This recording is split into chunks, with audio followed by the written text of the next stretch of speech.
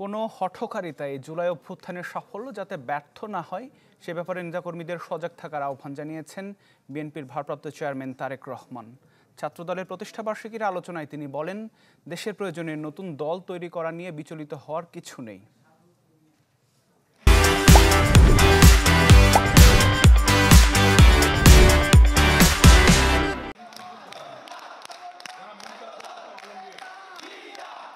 1979 সালের 1 জানুয়ারি জাতীয়তাবাদী ছাত্রদল প্রতিষ্ঠা করেন সাবেক রাষ্ট্রপতি জিয়াউর রহমান। 46তম প্রতিষ্ঠাবার্ষিকীতে দিনব্যাপী নানা আয়োজন ছিল সংগঠনটির। প্রকাশ করা হয় জুলাই অভ্যুত্থানে নিহত সংগঠনটির 142 জন নেতাকর্মীর তালিকা। রাজধানীর ইঞ্জিনিয়ারিং ইনস্টিটিউটে আলোচনায় ভোটের অধিকার আদায়ে রাজপথে লড়াই অব্যাহত রাখার আহ্বান জানান ছাত্রদলের বর্তমান ও সাবেক নেতারা।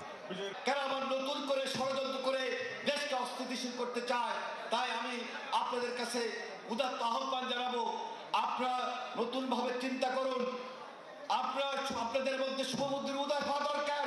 এই রাষ্ট্রের স্বার্থে ছাত্রদলকে যখন স্মরণ করবে, ছাত্রদলের যখন প্রয়োজন হবে, ছাত্রদলের লক্ষ লক্ষ নেতা কর্মীরা অকুতোভয় চিত্তে রাজপথে থাকবে ইনশাআল্লাহ।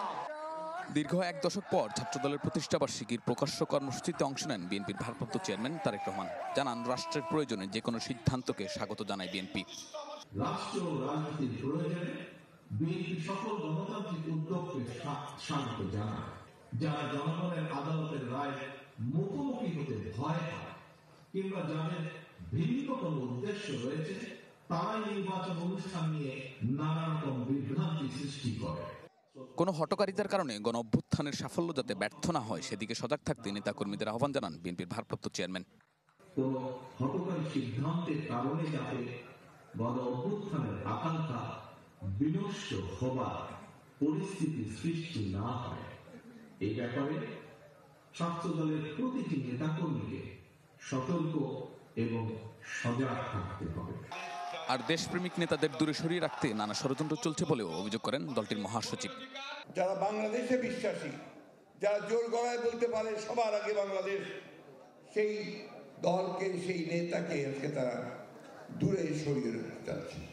বন্ধুগণ, এই চক্রান্ত বহুবার হয়েছে, আজকে আবার সেই চক্রান্ত শুরু হয়েছে। আমরা খুব পরিষ্কার ভাষায় বলতে চাই, বাংলাদেশের মানুষ কোনোদিনই তাদের চক্রান্ত সফল হতে দেবে না। এর আগে চন্দ্রিমা উদ্যানে দলের প্রতিষ্ঠাতা জিয়াউর রহমানের সমাধিতে শ্রদ্ধা নিবেদন করে ছাত্রদল। শাহনেওয়াজ বাবলু, চ্যানেল 24, ঢাকা।